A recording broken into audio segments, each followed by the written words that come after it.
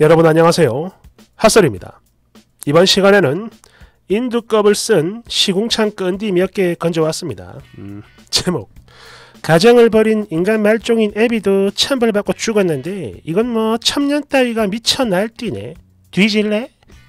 원제 본처 자식이 첨년 자식 결혼까지 챙겨줘야 합니까? 지금 아이 아빠가 자고 있는 관계로 컴퓨터가 아닌 폰으로 씁니다. 해서 오탈자가 생각보다 많을 수 있다는 점, 그리고 내용이 좀 길 수도 있다는 점 부디 너그러운 마음으로 양해 부탁드려요. 제목을 보셔서 이미 눈치를 채셨겠지만 저희 엄마가 본처이며 지금 글을 쓰고 있는 저는 아빠와 엄마 사이에서 태어난 외동딸입니다. 참고로 저 인간 진짜 말 그대로 인간 말종 같은 존재지만 그냥 편의상 아빠라고 쓸게요. 이미 천벌받았으니까. 그러니까 약 32년 전이죠. 제 나이 8살 때 아빠는 다른 여자와 외도를 했고 그렇게 혼외자를 낳았습니다. 딸내미. 그러면서 아무것도 모르는 저한테 이제 우리 꽁꽁이 동생 생겼네. 이뻐해줘야 한다. 라는 개소리와 함께 아기 사진을 보여주는데 너무나 어렸던 저는 정말 아무것도 모르고 그저 이쁜 동생이 생겨 좋기만 했습니다. 물론 그 상황을 이해하기에 저는 너무나 어렸고 또 엄마를 포함해 주변에서 다들 쉬쉬하니까 이게 무슨 의미이고 무슨 일인지 진짜 단 하나도 몰랐어요. 그리고 얼마 뒤에 부모님은 당연한 수순으로 별거에 들어갔고 한 달에 2번 정도 아빠가 집으로 찾아왔으며 방학 때는 한 일주일 정도 제가 그 집, 즉 아빠와 첩이 사는 집으로 놀러를 갔었습니다. 그러다 10살이 되던 해 10월달 제 생일을 며칠 앞두고 그 첩은 두 번째 자식 아들을 낳았어요. 그 잘난 장손을 말이죠. 그리고 바로 이즈음부터 그랬습니다. 아빠를 비롯해 모든 사람들, 즉 할머니와 고모들, 고모부들 엄마에게 이혼을 요구하고 아니 강요를 하기 시작했죠. 그러자 엄마는 절대로 안 된다며 버티고 또 버티셨습니다. 적어도 제가 성인이 될 때까진 죽어도 안 된다면서 말이죠. 그러자 할머니와 고모 3명 그리고 고모부 3명 이 사람들이 진짜 매일매일 돌아가면서 전화와 더불어 집으로 찾아오기까지 하면서 막 1년 정도를 괴롭혔고 결국 엄마는 저를 데리고 우리 큰이모가 계시는 지방으로 갔습니다. 그리고 저 사람들과의 모든 연락을 끊었죠. 이때 이혼을 한 건지 나중에 했는지는 모르겠어요. 그랬는데 문제는 바로 저였습니다. 이게요, 갑자기 지방으로 오니까 친구들도 하나 없고 또 아빠도 너무 보고 싶고 그래가지고 엄마의 철저한 관리와 당부에도 불구하고 결국 제 나이 12살 때 하루는 엄마 몰래 아빠에게 연락을 하고 말았습니다. 그러자 아빠는 바로 찾아왔고요. 그때 엄청 큰 사단이 났었는데 제 기억이 왜곡돼서 그런 건지 뭔지 정확한 기억은 안 나는데 여하튼 어찌어찌 하다 보니까 저는 아빠를 따라오게 됐고요. 아마 아빠가 보고 싶어가지고 그랬던 것 같아요. 이때 서울에 올라와서 한 식당에 들어갔는데 그 자리에서 엄마 아빠의 친구를 만나게 됐어요. 두 사람 모두의 친구. 사실 이유는 잘 모르겠습니다. 아빠가 부른 건지 뭔지. 여하튼 제가 평소 이모라고 불렀던 그분이 나와 있었고 지금은 돌아가셨지만 저에겐 큰 이모와 더불어 엄마 같은 존재입니다. 그렇게 아빠가 잠시 자리를 비우자 아마 전화통화를 하러 간 것 같아요. 이때 이 이모가 모든 말을 다 해줬어요. 비록 짧은 내용이었지만 전날과는 달리 나이가 12살이라 머리가 좀 커서 그런 건지 이모가 하는 말을 다 알아들을 수 있었고요. 그런 만큼 아빠라는 사람이 어떤 존재인지 모든 진실을 알게 됐습니다. 그 자리에서요. 그리고 벌써 28년, 30년 가까이 지났지만 정말 똑똑히 기억나는 게 당시 이모는 완전 뻘겋게 충혈된 눈으로 눈물도 그렁그렁 맺혀가지고 꽁꽁아 혹시 모르니까 이거 꼭 가지고 있어라 라며 어떤 종이에다 이모 집 전화번호 그리고 현금 5만원을 제 옷에다 넣어주시더니 다시 한 번 더 제 눈을 똑바로 보면서 혹시 그 아줌마가 꽁꽁이 괴롭히거나 때리면 꼭 이모한테 전화를 해야 한다. 그리고 이거 아빠한텐 절대로 말하면 안 돼. 알았지? 라며 신신당부를 하시더라고요. 진짜 지금에 와서 말을 하는 거지만 당시 이모가 아니었다면 저는 어리고 아무것도 몰랐다는 핑계로 엄마를 2번 죽이는 그런 불효를 저질렀을지도 모를 일이죠. 여하튼 저는 그 길로 그러니까 아빠 집에 가자마자 무조건 집으로 보내달라 했었고 뭐 울고 불고는 기본. 그래도 말이 안 통하자 물 한 모금 안 마시고 단식 투쟁을 했습니다. 그러다 쓰러지기를 수차례. 근데도 집에 안 보내주더라고요. 그래서 정말 최후의 수단으로 떨어져 죽어버리겠다며 아파트 난간에 매달리니까 그제서야 저를 다시 엄마에게 보내줬습니다. 제 기억에 이게 한 보름 정도 그랬던 것 같은데요. 아마 방학 기간이라 학교 문제는 없었던 것 같아요. 워낙에 오래돼서. 그리고 엄마랑 다시 살게 됐는데 엄마는 화병 때문인지 몸에 큰 병이 생겼고 결국 저 고등학교 1학년 때 제 곁을 영원히 떠나버리고 말았습니다. 참고로 암은 아니었어요. 다른 병이었죠. 화병이죠, 화병. 아무튼 그런 뒤에 엄마의 장례를 치르는데 그때 친가 쪽 식구들이요? 진짜 큰 고모부 딱 한 분 오셨더라고요. 거기다 울다 지쳐 쓰러지기를 반복하는 저에게 꽁꽁이 이제 네가 아빠랑 새엄마랑 살아야 한다 라는 말을 남기고 가버렸는데 저는 안 갔습니다. 왜냐하면 그 사람들이 엄마를 죽였다라고 생각을 했으니까요. 그래서 나는 죽을 때까지 아빠랑 안 산다 라는 선언을 했고 진짜 말 그대로 죽기 살기로 안 가고 버텼죠. 그리고 우리 큰이모 집에서 살았습니다. 물론 큰이모도 필사적으로 막아주셨기 때문에 저도 거기서 온전하게 지낼 수 있었던 거고요. 지금 이게 쓰다 보니까 글이 너무 길어지네요. 지금부터는 좀 짧게 쓰겠습니다.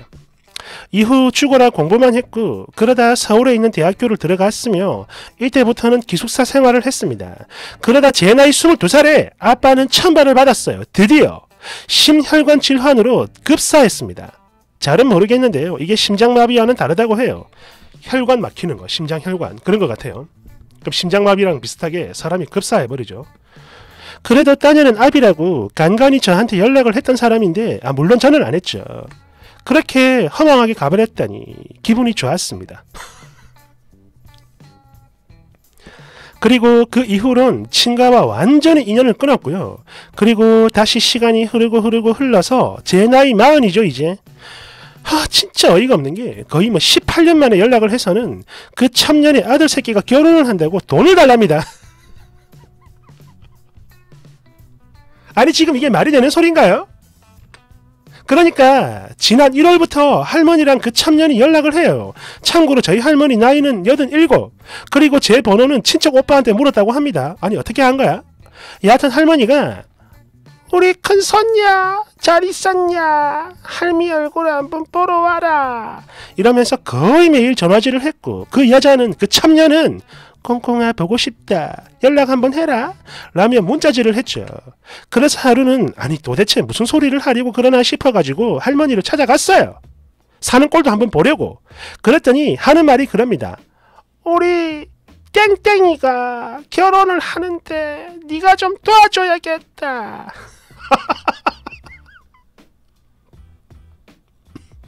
딱 이러는데 확 돌아버리는 줄 알았어 진짜. 싫어요.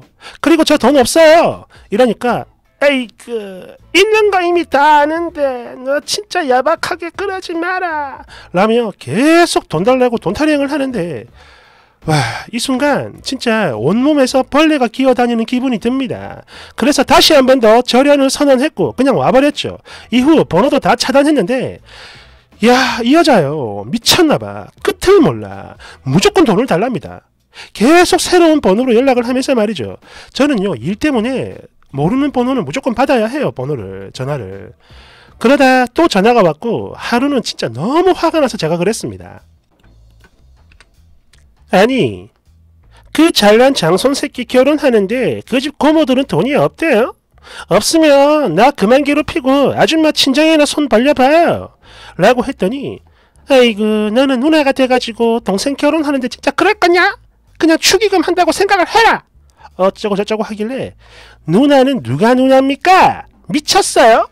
이러고 그냥 끊어버렸죠. 그리고 벌써 2달 아직도 연락이 옵니다. 아까도 말씀을 드렸지만 저는 일 때문에 안 받을 수도 또 번호도 못 바꾸는데 아무리 차단을 해도 계속 연락을 해와요. 살인 충동 느껴집니다 정말. 그리고 제가 여기다 밝힐 수는 없지만 솔직히 제가 시집을 좀 잘 가긴 했어요. 그런데 이 미친 것들이 그걸 알고 저한테 돈이 좀 있을 거라 판단을 한 건지 뭔지 계속 짐승짓거리를 하네요. 아니 내 돈도 아닌데 미친 거야 막. 하긴 뭐 찾아가서 보니까 하고 사는 꼬라지 완전 개판이긴 했어요. 그런데 아무리 그래도 그렇지 인면수심, 나 같으면 쪽팔려서라도 못하겠는데 어쩜 저러들 하는지. 그냥 먹고 떨어져라 하고 100만원 줘버릴까요? 댓글 뒤에 후기 있습니다. 댓글 1번, 아니 거기다가 100만원을 왜 줍니까? 그냥 번호 싹 바꾸고 차단을 하세요. 어쨌든 간에 그리고 혹시나 해서 말씀드리는 건데요, 그래도 가족인데 이런 생각 절대로 하시면 안 됩니다. 그러는 순간 바로 피 빨리는 거요. 아시겠죠? 이럴 때일수록 마음을 굳게 먹어야 합니다. 아니 그냥 또 찾아가가지고 침을 퇴 하고 뱉어버리세요. 2번, 그래도 애비는 찬벌받아 죽어버렸는데 저 나머지 벌레들은 명줄이 참말로 기네. 응? 염치도 없고 양심도 없고 이건 뭐 등신들인가 뭔가. 그래도 그래 이거 너무 더럽고 토악질 나오니까 귀신도 일부러 피해가는 것 같아요. 원래 못된 것들이 오래 살죠. 3번, 그거 참 답답하네. 아니 왜 자꾸 상대를 해주는 거요? 혹시 뭐 그 집 가족으로 다시 인정을 받고 싶어서 그러는 건 아니겠죠? 그런 거 아니라면 왜 자꾸 연락을 받아주는 거야? 다른 번호로 연락이 오든 말든 수단과 방법을 안 가리고 차단을 시켜버렸어야지. 그리고 도대체 그 집을 왜 찾아가? 무슨 생각인 거요? 추가, 번호 바꾸고 이사 가라는 댓글이 되게 많은데 제가 지금 그게 안 돼요. 그러니까 글 올렸죠. 이사는 물론 번호를 바꾸는 것도 안 됩니다. 제가 지금 하고 있는 가게, 사실 말만 가게죠. 사실 작업 공간입니다. 여기가 온라인과 SNS 판매만 이루어지는 형태인데요. 따로 전화를 놓지 않고 제 번호가 바로 대표 전화번호이며 서브로는 같이 작업을 하는 실장님 번호로 되어 있습니다. 그래서 안 받을 수가 없는 거예요. 모르는 번호라도 일단은 받아야 합니다. 그리고 이사의 경우 저희 남편 직장 때문에 어려워요. 참고로 자다가도 나가는 게 일상다반사라 일부러 직장 바로 앞으로 잡은 거고요. 또 이게 전세도 아닌 자가라 더더욱 어렵습니다. 그리고 본문 글에는 쓰지 않았지만 그 여자에게 전화가 올 때마다 아니 미친 첨년 주제에 어디 본처 자식한테 연락을 하는 거야? 아줌마 미쳤어? 라며 최대한 모욕을 주고 있음에도 불구하고 돈이 정말 급해서 그런 건지 뭔지 거의 매일 연락이 오니까 짜증나고 일도 잘 안되고 정말 현실적인 조언이 필요해요. 아니 그 여자 진짜 미친 것 같아요. 그리고 100만원은 안 주겠습니다. 절대로 안 줄 거야. 제가 너무 피곤하고 시달리다 보니까 잠시 미쳤었나봐요. 그러니까 그 부분은 절대 걱정 안 하셔도 됩니다. 이야, 죄송합니다. 뒤에 댓글은 제가 못 가지고 왔어요. 찾지를 못해가지고. 아무리 그래도 그렇지 저런 상황에서 쓰니에게 돈 달라고 하는 거는 일단 쓰니 집에 돈이 좀 있나 봅니다. 일단 그게 확실한 것 같고, 또 두 번째로는 그 정도로 돈이 급한가 봐. 그 두 개는 팩트고 나머지 그러니까 뭐 인면수심. 야 어떻게 저럴 수가 있을까. 야 그런데 이게 이야기가 처음에 사이다로 쭉쭉 가다가 마지막에 좀 삐리한 게 그게 좀 마음에 안 드네. 후기가 올라오면 좋겠네요. 박살났다는 후기. 감사합니다. 응?